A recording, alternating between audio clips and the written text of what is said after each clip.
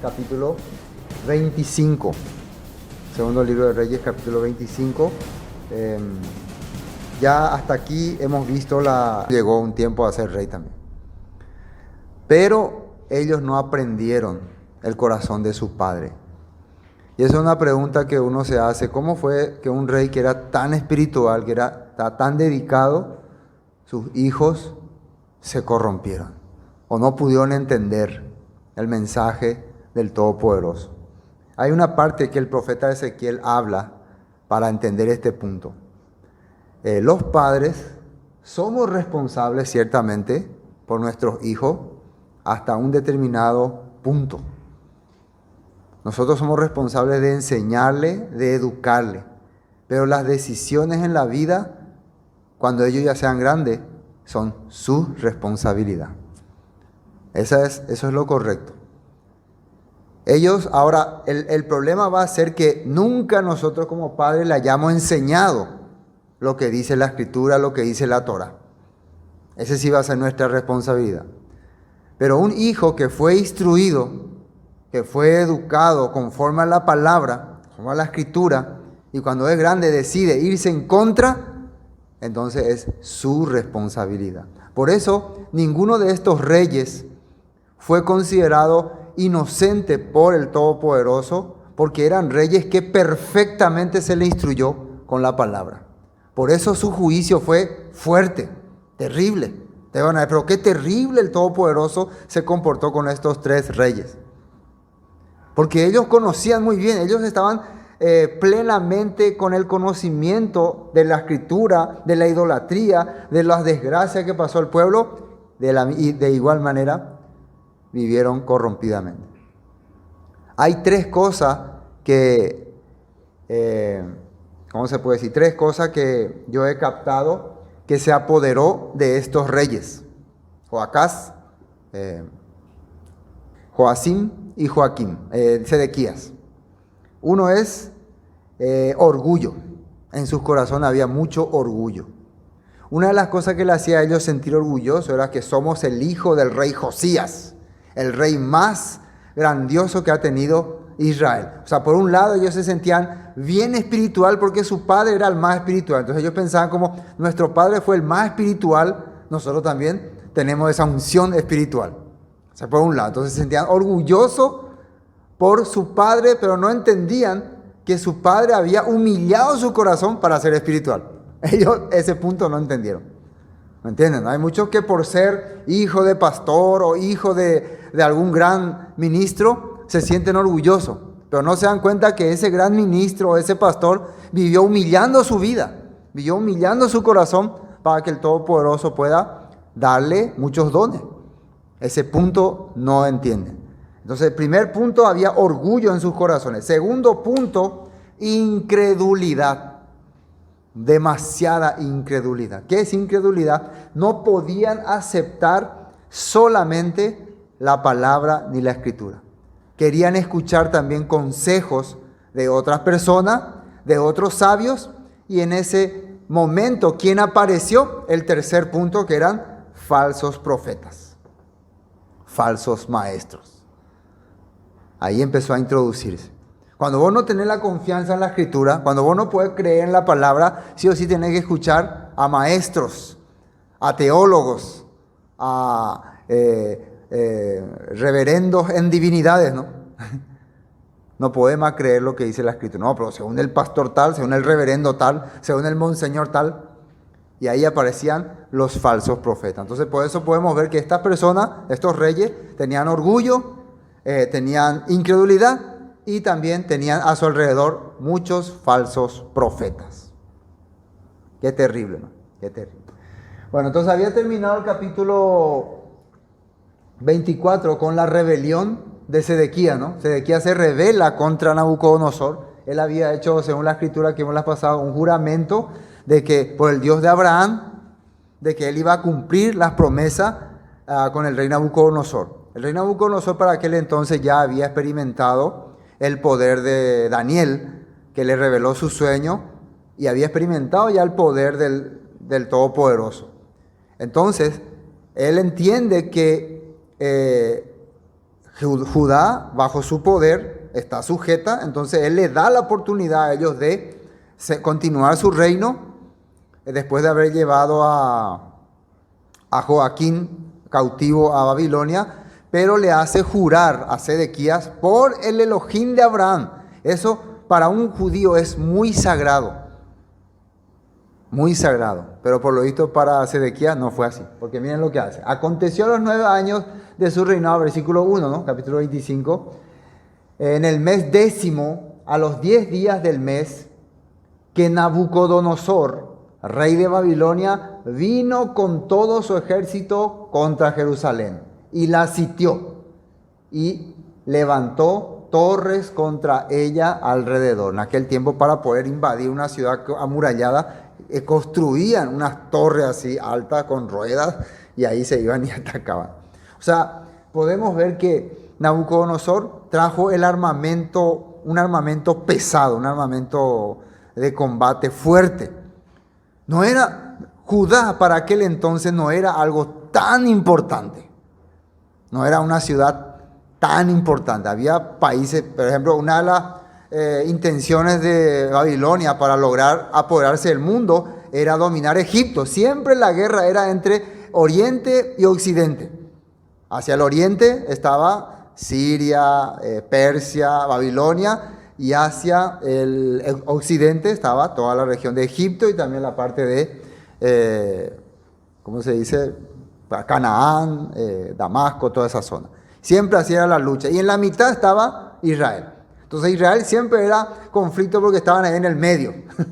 Cuando los egipcios dominaban, ellos le controlaban. Cuando los babilonios dominaban, ellos lo controlaban. Eso después en el tiempo de los griegos va a ser una tremenda lucha, ¿no?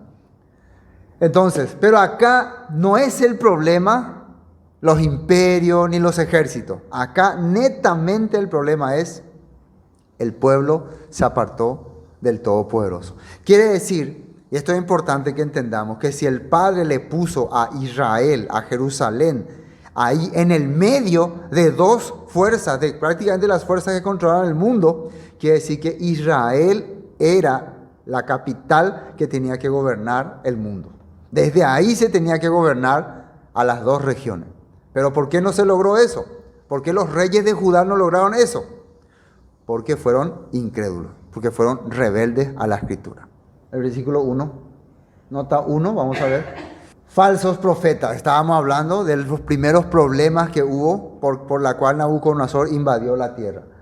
Jeremías 23, versículo 9. A causa de los profetas mi corazón está quebrantado dentro de mí, todos mis huesos tiemblan. Estoy como un ebrio y como hombre a quien dominó el vino, delante del Eterno y delante de sus santas palabras. Esto está hablando el profeta Jeremías a causa de los profetas falsos que están hablando cosas que no son verdad. Versículo 10, porque la tierra está llena de adúlteros. A causa de la maldición, la tierra está desierta. Los pastizales del desierto se secaron. La carrera de ellos fue mala y su valentía no es recta. Versículo 11, porque tanto el profeta, miren lo que dice acá, como el sacerdote son impíos. Aún en mi casa hallé su maldad, dice el Eterno. Eso es lo que el profeta Jeremías estaba hablando con respecto a la vida que estaban llevando muchos en Jerusalén. Los sacerdotes, los servidores del Todopoderoso y los profetas eran hombres impíos, hombres que vivían con doble corazón, doble moral. Pero igual ellos hacían las oraciones, igual clamaban, pero aunque estaban viviendo totalmente corrompidos. Jeremías 28, 1. Aconteció en el mismo año, en el principio del reinado de Sedequías, rey de Judá, en el año cuarto, en el quinto mes, acá aparece un falso profeta. Y fíjense cómo empiezan ellos a hablar. Ananías dice, hijo de Azur, profeta, y nosotros le podíamos agregar ahí, falso, ¿no? Que era de Gabaón, me habló en la casa del Eterno delante de los sacerdotes, servidores, ¿no? Y de todo el pueblo diciendo, falso profeta Ananías, yo le puse, ¿no? Para que podamos saber. Versículo 2, así habló el Eterno de los ejércitos. Esto está diciendo el falso profeta. Elohim de Israel, diciendo, quebranté el yugo del rey de Babilonia. No puse todo porque había muchísimas cosas que decía, pero en resumen les digo, este profeta apareció un día cuando el profeta Jeremías estaba dando el mensaje al Padre diciendo, el Todopoderoso me dijo, yo quebranté el yugo de Babilonia, o sea que yo ya rompí el yugo, Babilonia ya no tiene poder sobre nosotros. Entonces la gente le creyó, entonces la gente empezó a vivir feliz, ya hacía nuevamente sus cosas, cada uno hacía sus negocios. A algunos le rendían otra vez culto a Baal, a Istar, a todos los dioses paganos. ¿Por causa de quién? De los falsos profetas. Vivan tranquilos, vivan felices. Así hablaba.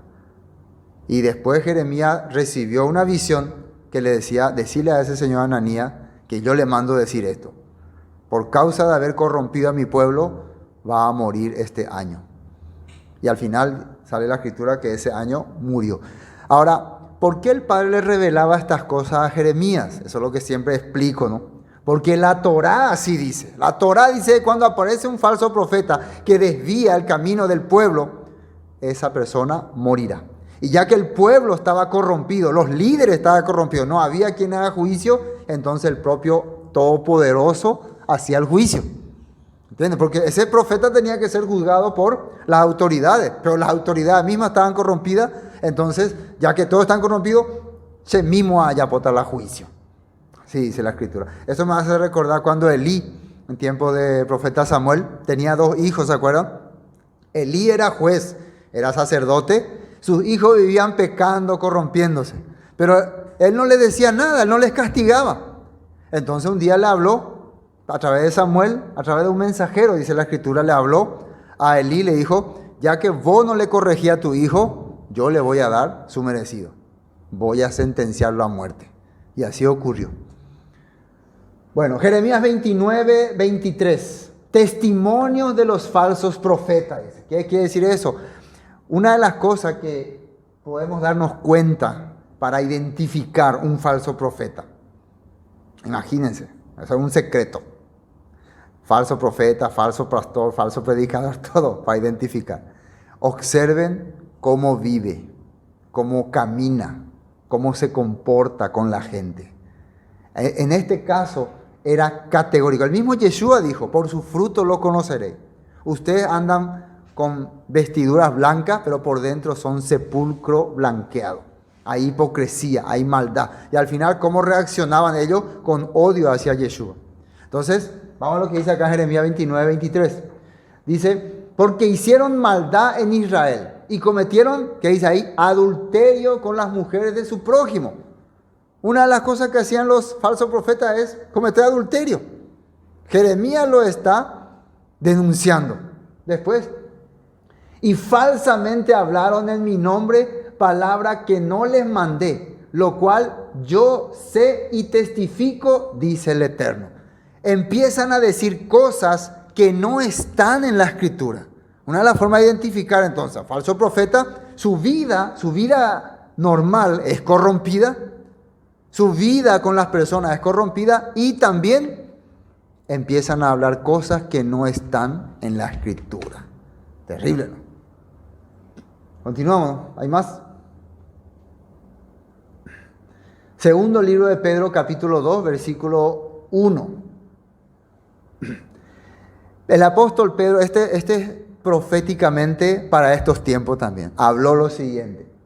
Pero hubo también falsos profetas entre el pueblo. Está recordando entonces en la antigüedad, en los tiempos de los profetas, en los tiempos de Jeremías, en los tiempos de Isaías, hubo falsos profetas. Siempre han habido los falsos profetas, los que decían cosas que no eran la verdad.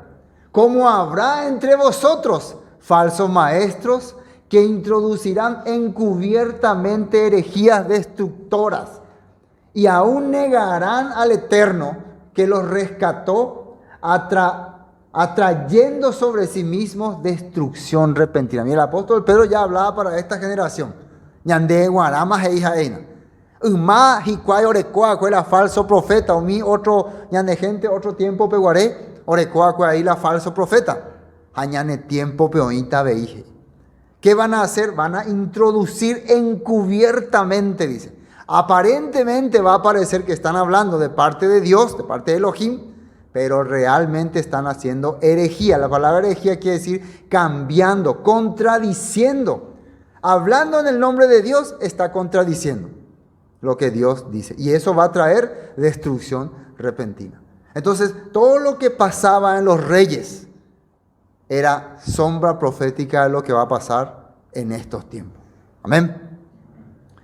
Seguimos, versículo 2, ¿no? Y estuvo la ciudad sitiada hasta el año 11 del rey Sedequías. Total, 2 años estuvo sitiada. La palabra sitiada significa que rodeaban la ciudad y no dejaba que nadie entre con comida. Entonces ahí la gente estaba ahí hasta que se acabe lo que tenía guardado. Lo mismo que si alguien nos rodea acá todo alrededor, todas las calles, y no podemos salir, ni ir al súper, ni ir a ningún lado, y vamos a vivir de lo que tenemos. Entonces, imagínense, 2 años. Había miseria, había sufrimiento. Dice acá en la escritura. Vamos a la nota 2. Crónicas 36:15. Y el Eterno, el Elohim de sus padres, envió constantemente palabra a ellos por medio de sus mensajeros, porque Él tenía misericordia de su pueblo y de su habitación. Constantemente le enviaba, dice, mensajeros que les hablasen, pero ellos no escuchaban. Mas ellos hacían escarnio. ¿Qué significa escarnio? Burla, menosprecio, ¿no? De los mensajeros de Elohim, menospreciaban sus palabras, burlándose de sus profetas, hasta que subió la ira del Eterno contra su pueblo y no hubo remedio. Esa palabra no hubo remedio es terrible. Hay un tiempo nomás que el Padre te da la oportunidad. Cambiana será. Un montón de la y tan de, pero un tiempo va a terminar y no va a haber remedio. Es que ya no tenés más solución. Ya se acabó tu oportunidad. ¿Se entiende? Esto es interesante. El capítulo 34, yo estuve viendo del 8 al 22, es largo, ¿no? Habla, le voy a comentar más o menos de qué se trata. Habla que el pueblo había la ley de esclavitud. Cuando una persona no podía pagar su deuda, se sujetaba como siervo durante 7 años. Pero después de esos 7 años, tenía que ser liberado. ¿Qué pasó en este tiempo? El rey y las autoridades no le daban la libertad a los que estaban trabajando como siervos y le hacían trabajar más. Le hacían trabajar 2 años más poniendo cualquier excusa. ¿Entienden? ¿No? Y esto sí fue causa de pecado para el Todopoderoso. En la Torah dice que si vos maltratás a tu prójimo, al necesitado, y él clame, yo voy a traer justicia. Dice. Voy a hacer justicia. Entonces había mucha gente pobre, necesitada, que eran aprovechados de la situación. Tenían que vivir como esclavos por causa de la tiranía que se vivía en ese momento. O sea, los reyes se habían corrompido totalmente. Miren lo que dice esta parte. Jeremías 34, versículo 8. Palabra del Todopoderoso que vino a Jeremías después que Sedequías hizo pacto con todo el pueblo en Jerusalén para promulgarles libertad. Que cada uno dejase libre a su siervo y a su sierva, hebreo y hebrea, que ninguno usase a los judíos, sus hermanos, como siervo. Primeramente, Sedequías sacó una orden de que se decrete la libertad para todos. Después, ¿saben qué había ocurrido? Faraón había preparado sus tropas para atacar a los babilonios que estaban rodeando Jerusalén. Entonces los judíos pensaron que los babilonios se fueron, pero en realidad lo que los babilonios hicieron, se fueron a pelear contra los egipcios que venían. Entonces Faraón, viéndose imposibilitado de defenderle a los judíos, se retiró nomás otra vez. Judío cuera, le dejó de balde a los de Jerusalén. Entonces, en ese momento, cuando el rey Sedequías y los nobles vieron que las tropas de Nabucodonosor regresaban, se iban, ellos dijeron, fuimos libres. ¿Y qué hicieron? Otra vez volvieron a esclavizarle a su pueblo. Qué terrible. Miren lo que dice acá. Y cuando oyeron todos los príncipes y todo el pueblo que había convenido en el pacto de dejar libre cada uno a su siervo y cada uno a su sierva, que ninguno los usase más como siervos, obedecieron y los dejaron. Pero después, que dice ahí, se arrepintieron e hicieron volver a los siervos y a las siervas que habían dejado libres y los sujetaron como siervos y siervas. Vino pues palabra del Eterno a Jeremías diciendo, y no les voy a decir lo que les dijo, pero si ustedes leen todo, es hasta el versículo 22, ahí leímos hasta el 12. Voy a traer la ira sobre esta ciudad, voy a traer la ira sobre este país. Ustedes, los líderes, van a ir todos presos, van a ir todos engrillados. Mi ira voy a descargar contra Jerusalén. Eso dijo Jeremías. ¿Por qué causa? Porque ellos habían esclavizado a sus hermanos. ¿Cómo se entiende hoy en este tiempo? Hoy en este tiempo los ricos, los poderosos, saben que hay mucha gente con necesidad, ¿sí o no? Saben que hay mucha gente que necesita trabajar y ¿qué hace? Se aprovecha. Jalamba de poseo, ayutamante. Jalandan de gustayo y jonde, yeshande. Esa manera soberbia de hablarle al necesitado. El Padre está escuchando. El Padre está escuchando. Hay muchos patrones, ¿no?, que tienen la plata. No, ya vale más tanto. Hay salarios que se adecuan, ¿no? Hay horarios que se adecuan. No, va a ponerse 24 horas. Exagerado, ya 24 horas, ¿no?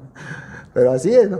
Si ustedes se dan cuenta, ahora hay muchas empresas que ponen y le hacen trabajar sin descanso, parado, ni siquiera sin poder ir al baño. Hay así. El mundo está ahí. En China yo escuché que hay personas que casi no ven la luz del día. Trabajan toda la hora sentados, solamente haciendo una cosa, casi 10, 20 años en su vida. Entonces, si un día decide salir de ahí, es un inútil, no sabe hacer nada, porque solamente ponía una pieza ahí, una pieza ahí, una pieza ahí. Así es. Bueno, la Biblia estaba mencionando, eso le provoca ira al Todopoderoso. El abuso de los ricos hacia los necesitados le provoca ira. ¿Ustedes saben por qué existe el pobre? ¿Por qué existe la persona que necesita? Es una manera de bendecir al que tiene. De esa manera, el que tiene va a poder ser bendecido. Porque el que tiene, ¿qué tiene que hacer con lo que tiene? Ayudarle al que no tiene. Y de esa manera va a ser bendecido. Pero muchos no entendieron eso. No entendieron. ¿Para qué lo que existen estos pobres? Por algo existen. Siempre existieron pobres. Siempre. ¿Por qué? No era el problema el pobre. Ese rico era el que necesitaba la bendición. Bueno, y precisamente cuando viene Nabucodonosor, ¿a quién le dejan la tierra? A los pobres. A ellos le deja todo. Ustedes son dueños ahora, les. Todos los ricos son llevados a Babilonia. Pierden sus propiedades, pierden sus terrenos, pierden sus casas, todo pierden. Y se quedan a vivir precisamente los pobres, los que no tienen nada. Ustedes son ahora los dueños de este país. Qué cosa, ¿no? Qué cosas. Continuemos. Versículo 3, ¿no? Versículo 3. A los 9 días del cuarto mes prevaleció el hambre en la ciudad hasta que no hubo pan para el pueblo de la tierra. Ya había hambre, muerte, destrucción. Se comían entre ellos por causa del sitio, ¿no? Todo esto por causa del pecado del pueblo. Y versículo 4. Abierta ya una brecha en el muro de la ciudad, huyeron de noche todos los hombres de guerra por el camino de la puerta que estaba entre los dos muros junto a los huertos del rey, estando los caldeos alrededor de la ciudad, y el rey se fue por el camino de Araba. Entonces, ¿qué ocurrió? Había una salida secreta que solamente conocía el rey, y él, mientras el pueblo estaba muriendo de hambre, estaba siendo rodeado por los enemigos, el pueblo estaba siendo atacado por los babilonios, ¿qué hizo el rey? El rey tiene, según la Biblia, el rey tiene que quedarse a pelear, a defender a su pueblo hasta el final. ¿Pero qué hizo él? Se fue. Se quería escapar, dejando a su pueblo morir.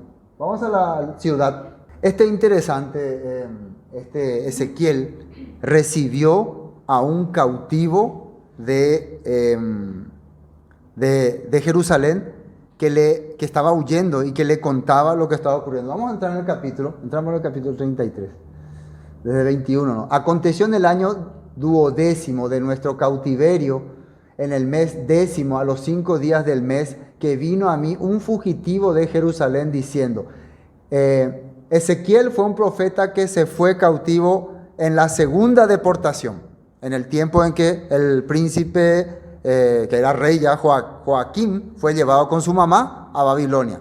Ahí también le llevaron a Ezequiel. Él estaba viviendo en una provincia de Babilonia. El padre ya le había revelado varias cosas. Inclusive le reveló una visión donde le mostraba a los sacerdotes, a los levitas, adorando a Tamuz y a Istar en el templo. Le mostró en visión, antes de destruir Jerusalén. Entonces, algunos cautivos, algunos fugitivos llegaron hasta ahí. Miren lo que le hablaban y lo que le decían. Le empezaban a hablar diciendo, a pesar de todo lo que está pasando, nosotros vamos a salir adelante y vamos a recuperar nuestra tierra. Así le hablaba este judío. Diciendo, la ciudad ha sido conquistada y la mano del Eterno había sido sobre mí la tarde antes de llegar el fugitivo y había abierto mi boca hasta que vino a mí por la mañana y abrió mi boca y ya no más estuve callado. Y vino a mí palabra del Eterno diciendo, hijo de hombre, los que habitan aquellos lugares asolados en la tierra de Israel, hablan diciendo, Abraham era uno y poseyó la tierra, pues nosotros somos muchos, a nosotros nos es dada la tierra en posesión. O sea, los israelitas estaban diciendo, si Abraham uno solo no pudieron quitarle de esta tierra, nosotros que somos mucho menos nos van a quitar. Ellos estaban rehusándose a aceptar de que iban a dejar la tierra de Israel. No vamos a salir de aquí, no nos van a quitar. Puede ser que le lleve a uno, pero sí o sí se va a quedar acá gente. Todavía eran soberbios, orgullosos. Por tanto, dile, así ha dicho el Eterno, comeréis con sangre y a vuestros ídolos alzaréis vuestros ojos y derramaréis sangre y poseeréis vosotros la tierra. Acá miren lo que le está diciendo. Ustedes comen cosa con sangre. O sea, hacen sacrificios a dioses, a ídolos, comen cosa inmunda y después se atreven todavía a decir, acá nos vamos a quedar, nadie nos va a quitar de aquí. Ustedes ya no tienen derecho de permanecer en este lugar. No sé si me entienden lo que le está diciendo. Ustedes, su vida es corrupta.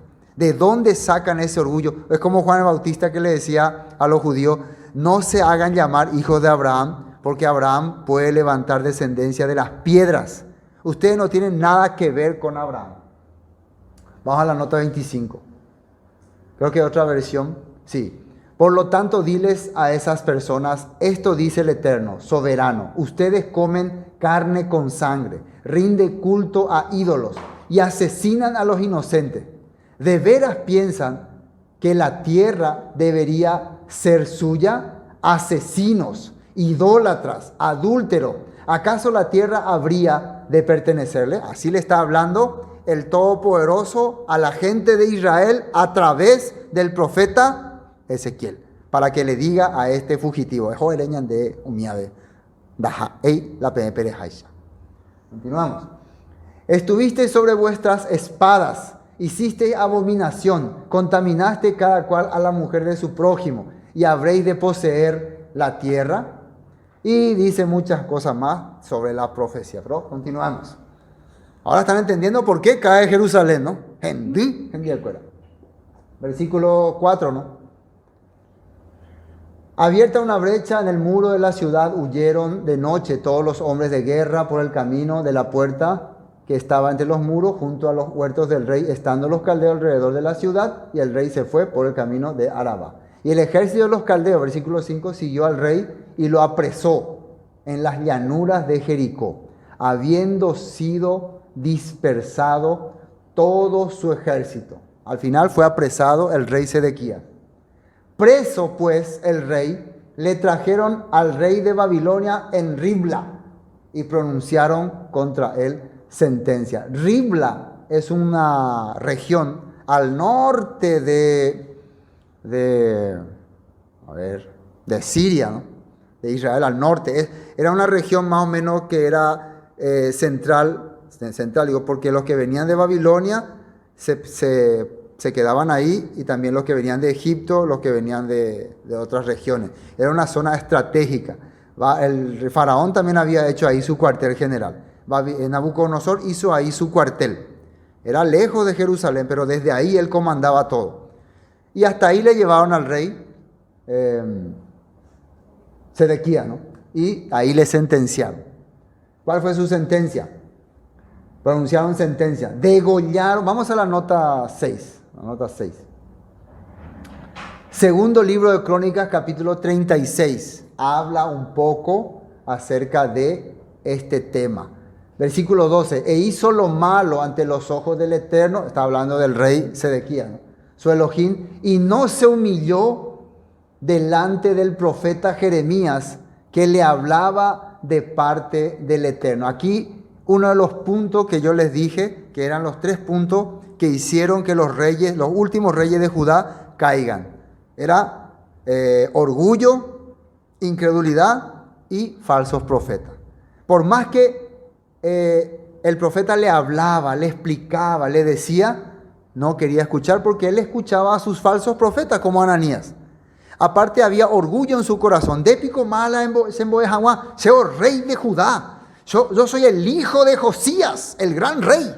Yo soy el hijo del rey más espiritual que encontró la Torá. Y vos, Jeremías, me vas a querer enseñar a mí. O sea, tenían un orgullo ciego.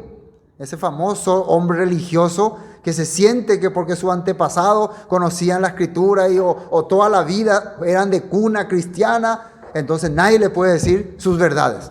Ese tipo de orgullo tenían tanto Joaquín y Sedequías. Terrible, ¿no? Y aparte, por causa de ese orgullo, ellos estaban rodeados de falsos maestros, falsos profetas. Entonces hizo lo malo ante los ojos del Eterno, su Elohim, y no se humilló delante del profeta Jeremías, que le hablaba de parte del Eterno. Es difícil para el hombre orgulloso humillarse delante de una persona. Pero hay que entender, si esa persona te está hablando de parte del Eterno, te está diciendo palabra del Eterno, no es delante de Él que te vas a humillar, es delante del Todopoderoso. Pero la persona, no, se picó allá, pota la y hace. Ustedes investiguen, hay un orgullo terrible en el corazón del hombre que ni él mismo se conoce, ni él mismo identifica, pero es un orgullo. Y siempre para manifestar el orgullo es contra la persona que está enfrente, que está hablando. No, ellos pegan, no creemos, ay. Esa actitud orgullosa. Tiene que analizar si esa persona está hablando la palabra y esa palabra concuerda con mi vida, le está tocando a mi vida, entonces debe humillarse. Es para su bien. Aparte, se reveló a sí mismo, versículo 13, contra Nabucodonosor, al cual había jurado por Elohim. Había hecho un juramento, y eso es un pacto que no se podía quebrar. Y eso mismo él hizo. Y endureció su cerviz y obstinó su corazón para no volverse al Eterno, el Elohim de Israel.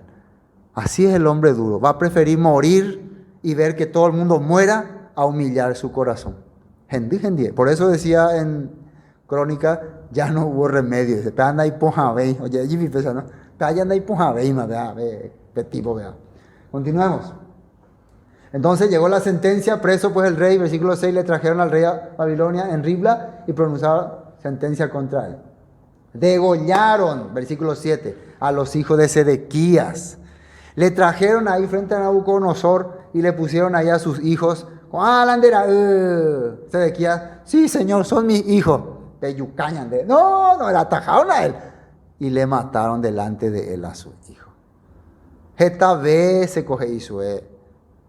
Jeremías, Anina, rey, Pesha. Ahora vamos a ver lo que Jeremías le decía antes que venga esta sentencia, para que vean que el Todopoderoso tenía misericordia de ellos, pero ellos no podían humillar su corazón. ¡Jatala y corazón! Y por causa de ello la tragedia cayó al pueblo y a su alrededor. Pero ahora esto es a su gente, a su hijo. Él está viendo cómo muere. Nota 7. Jeremías 38, nueva traducción viviente, dice así. Cierto día, esto es antes de que sea apresado. Se puede decir unos días antes. el rey Sedequías mandó llamar a Jeremías e hizo que lo llevaran a la tercera entrada del templo del Eterno. Para eso entonces Jeremías estaba preso. Lo habían apresado los sacerdotes y lo habían tenido colgado en una cadena por ahí hacia el templo. Y así lo tenían. Le he jugado mucho a Jeremías. Pero este día el rey estaba quebrantado y quería escuchar palabra del Todopoderoso, algún mensaje, y le llamó a Jeremías. Miren lo que le dice. La tercera entrada del templo del Eterno. Quiero preguntarte algo, le dijo el rey, y no intentes ocultar la verdad. Versículo 15, le dice Jeremías, si te dijera la verdad, me matarías. Si te digo la verdad, me vas a matar. Contestó Jeremías, y si te diera un consejo, igual no me escucharías.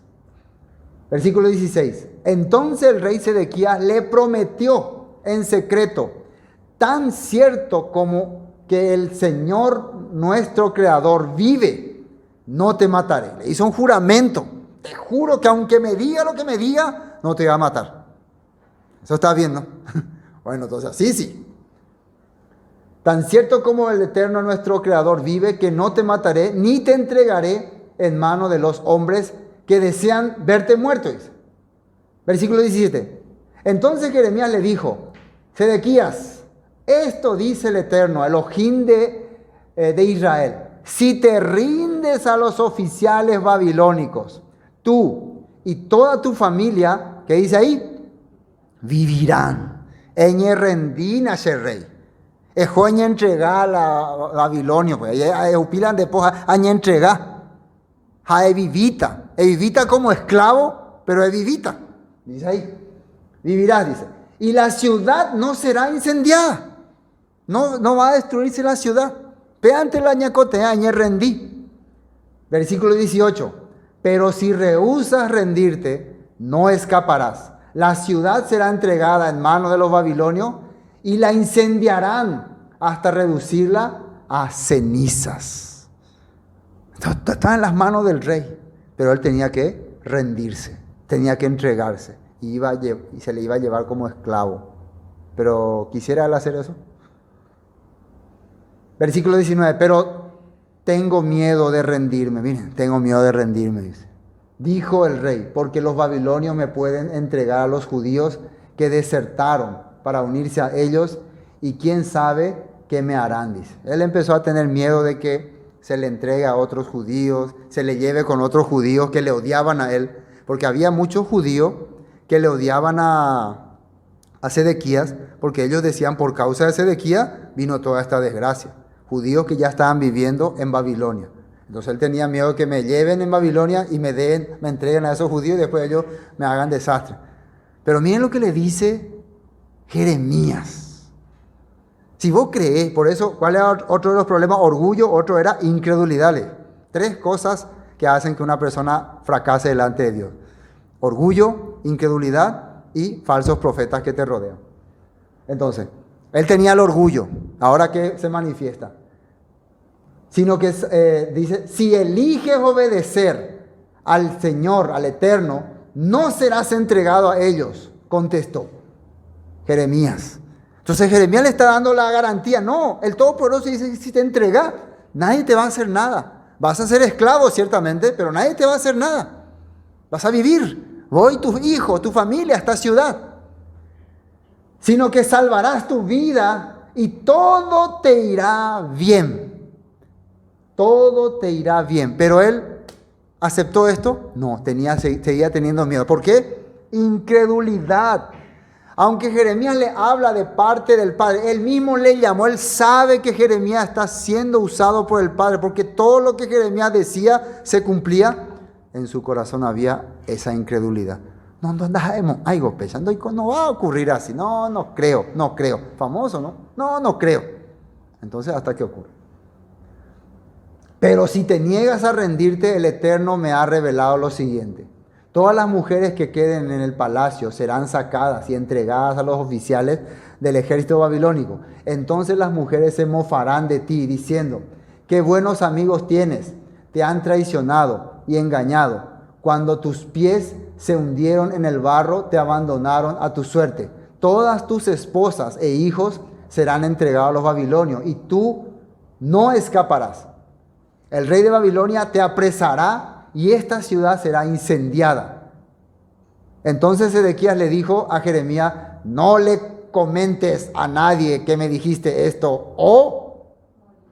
Entonces, ¿creyó lo que le dijo Jeremías? A mí que me debe pere a cosa, si no lo yucatan, falso profeta de cuá. Escuche, ay, no lo gendu se ve, macanante la reacción y hice la cosa por nada.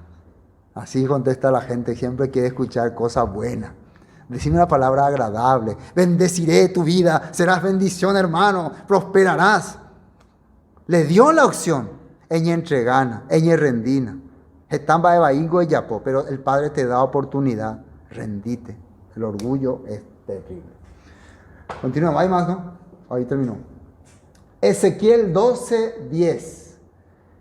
Ezequiel 12:10. Así ha dicho el Eterno. Esta profecía se refiere al príncipe en Jerusalén, dice. Contra a Ezequiel también, estando en Babilonia, el Padre le revelaba cosas sobre Sedequías. ¿Qué les parece? Hasta a Ezequiel. Y él lo enviaba eso a Jerusalén.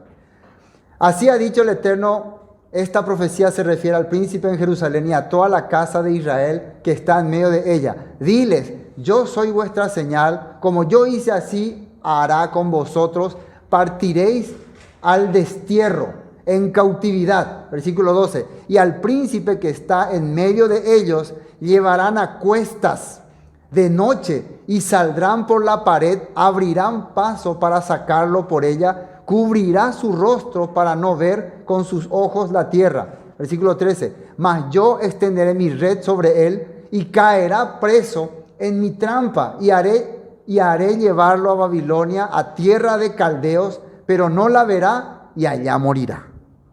¿Por qué no la verá? Porque en Ribla, Nabucodonosor le quitó su ojo y le dejó ciego. Lo último que él vio fue la ejecución de sus hijos. ¿Terrible o no? Hasta el profeta Ezequiel ya se le reveló lo que iba a pasar con Sedequías. Continuemos.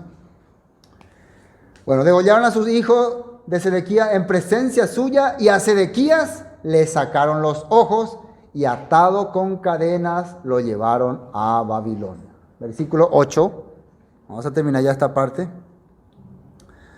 Terrible esta situación.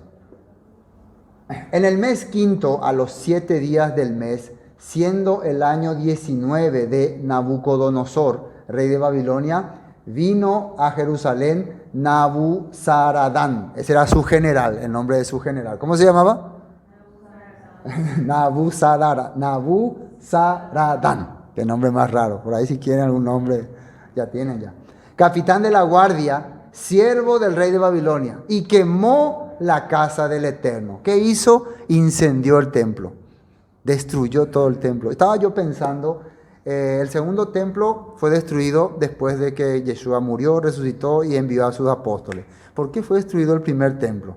¿Qué ya se cumplió? ¿Qué ya había ocurrido? Hay una profecía, no sé si podemos ver, hay una profecía donde el Todopoderoso le muestra al profeta Ezequiel qué se estaba haciendo en el templo.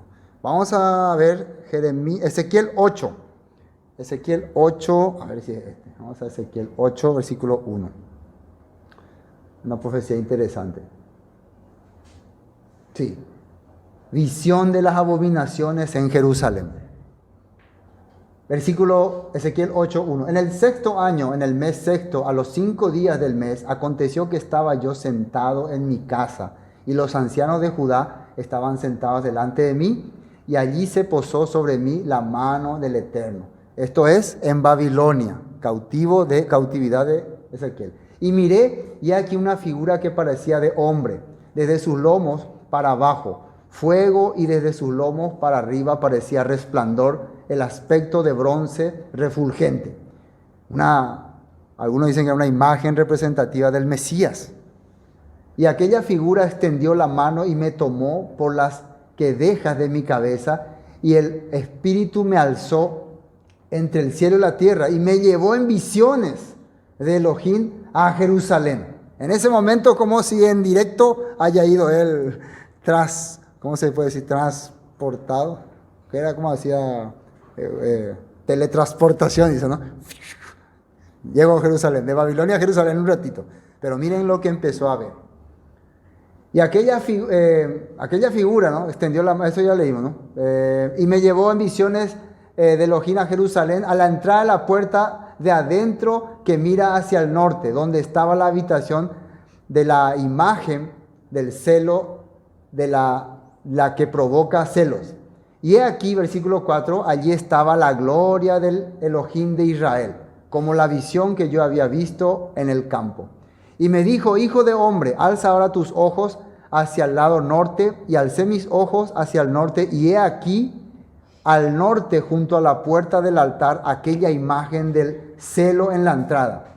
Me dijo entonces, hijo de hombre, ¿no ves lo que estos hacen? Las grandes abominaciones que la casa de Israel hace aquí, para alejarme de mi santuario. Pero vuélvete aún y verás abominaciones mayores. Empezó a mostrarle lo que estaban haciendo los sacerdotes a escondidas, a ocultas. Pastor, sí. La casa de Israel, la casa de Judá, la casa de Judá es en el templo de Jerusalén. El momento antes de que Nabucodonosor invada el país. Ya estaba a punto de invadir y ellos estaban supuestamente clamando. Me dijo entonces, hijo de hombre, ya leímos esta parte, ¿no? 7. Y me llevó a la entrada del atrio y miré y he aquí en la pared un agujero.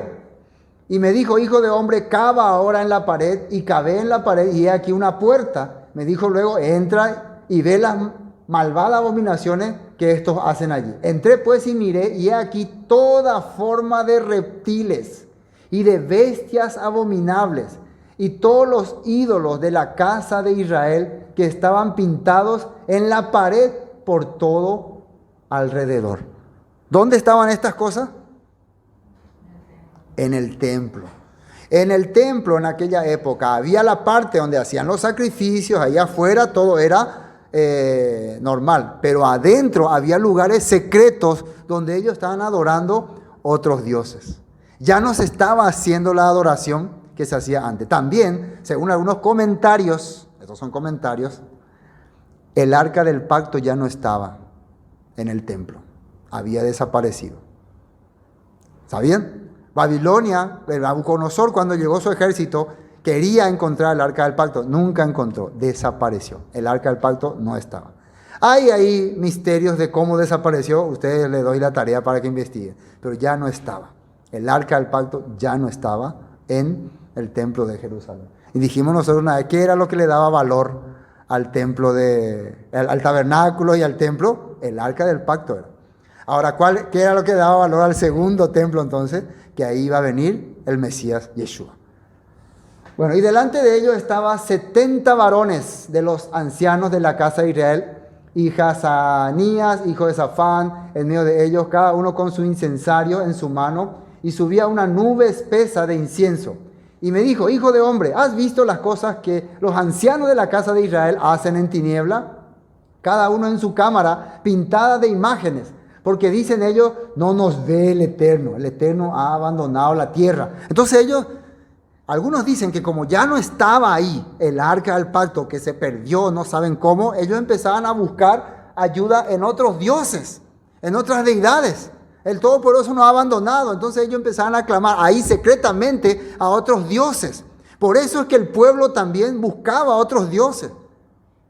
No podían más creer en la palabra. Qué bárbaro. Me dijo después, vuélvete aún y verás abominaciones mayores que hacen esto. Versículo 14. Y me llevó a la entrada de la puerta de la casa del Eterno, que está al norte, y he aquí mujeres que estaban allí sentadas llorando a Tamuz. ¿Por qué le lloraban a Tamuz? Porque ellos creían que Tamuz, el Dios encarnado, el Dios que vino del Dios Nimrod, les iba a salvar. Estas mujeres eran las que hacían los servicios, que limpiaban, que cuidaban alrededor, en el patio, afuera. Ellos no estaban adentro. Estaban llorando por Tamuz. Y otros estaban haciendo oración mirando hacia el este. como se le adora a Nimrod. Qué terrible. Esto está viendo Ezequiel y ahora entiende por qué viene el juicio contra Jerusalén. Luego me dijo, no ves, hijo de hombre, vuélvete aún y verás abominaciones mayores que esta. Y me llevó al atrio de adentro de la casa del Eterno, y he aquí junto a la entrada al templo del Eterno, entre la entrada y el altar, como 25 varones, sus espaldas vueltas al templo del Eterno y su rostro hacia el oriente, y adoraban al sol, postrándose hacia el oriente. Daban la espalda al templo y adoraban a Nimrod, a Tamuz. Qué bárbaro. Ya no, nuestro Elohim nos ha abandonado. Y nosotros ahora, oh Tamuz, sombra de este día, este tiempo, tanto evangélicos como católicos, ¿a quién le están dando la honra? Adorando el domingo, adorando en la Semana Santa, la Navidad. Ya dejaron al Elohim de sus padres y se inclinaron hacia Tamuz y Nimrod. Y me dijo, ¿no has visto, hijo de hombre? Es cosa liviana para la casa de Judá hacer abominaciones que hacen aquí. Después me han llenado de maldad la tierra, se volvieron a mí para irritarme. He aquí que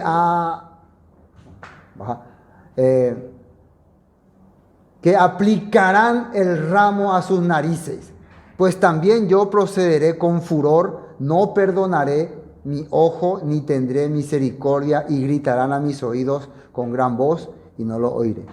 En otra parte de la Escritura dice que yo he abandonado este lugar. El Todopoderoso le revela a Ezequiel que él abandonó ese lugar y que va a acompañarle a los cautivos, porque entre los cautivos van a ir los que van con fe, los que se entregaron a Nabucodonosor, aceptaron la maldición, y el Padre les va a acompañar. Y en Babilonia él va a hacer, dice, un pequeño santuario para ellos. Así está escrito en la palabra.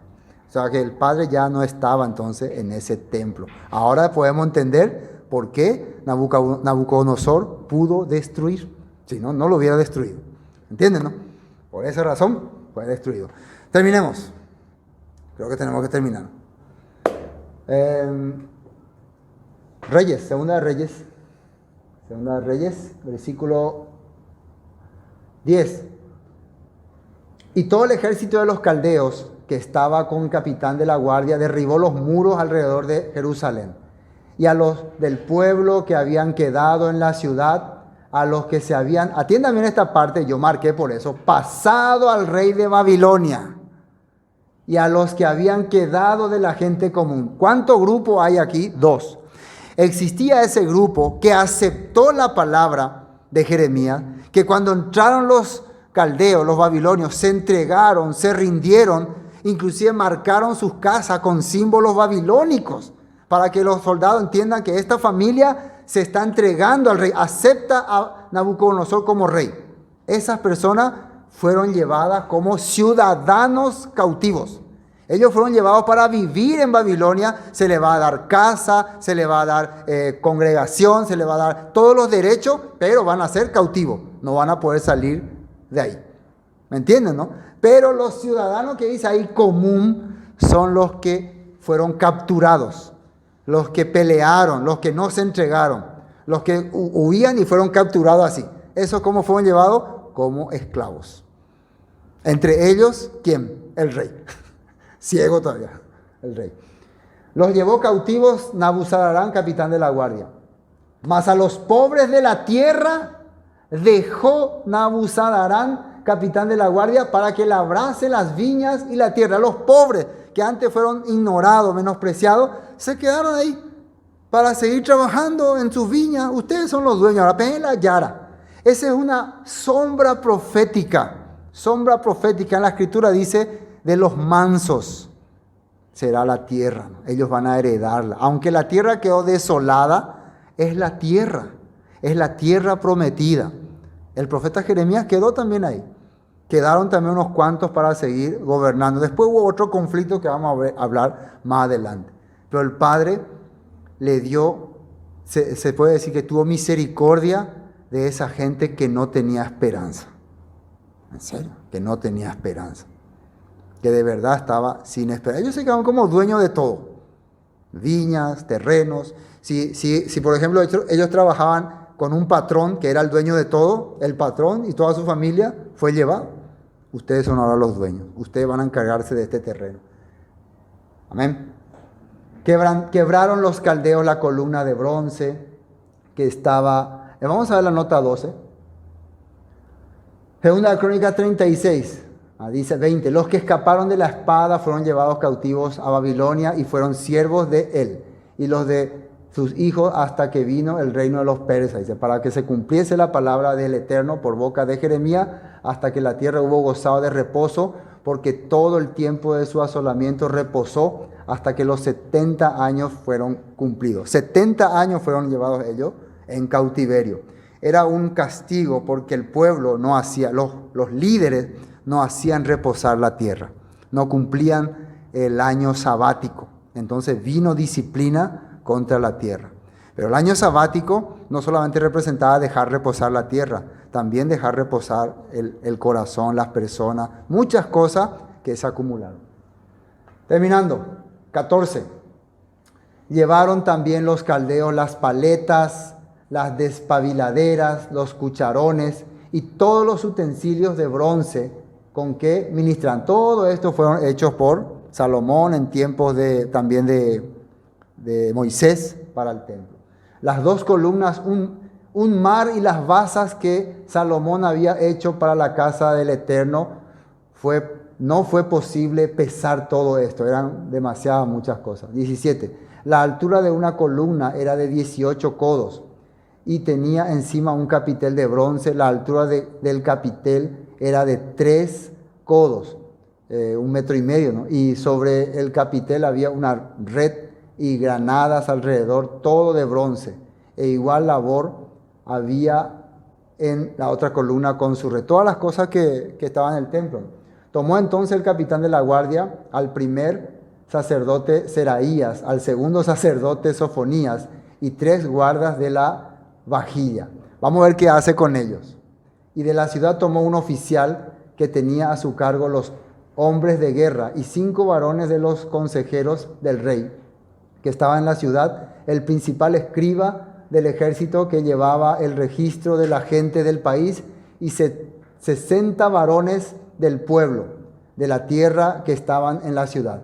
Estos tomó Nabuzaradán, capitán de la guardia, y los llevó a Ribla al rey de Babilonia. Un montón de gente se puede decir de la alta, de la realeza, sacerdotes, también escribas.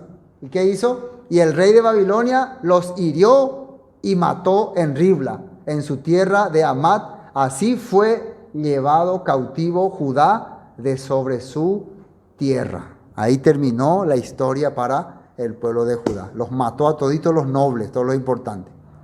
Terrible, ¿no? Es terrible. ¿Por qué le mató también a esos sacerdotes? Vimos nosotros qué estaban haciendo. ¿Qué dijo el profeta Jeremías? Tus sacerdotes, tus profetas, todos estaban corrompidos. No era un juicio de Nabucodonosor, era un juicio del Todopoderoso. Vamos a la nota 21.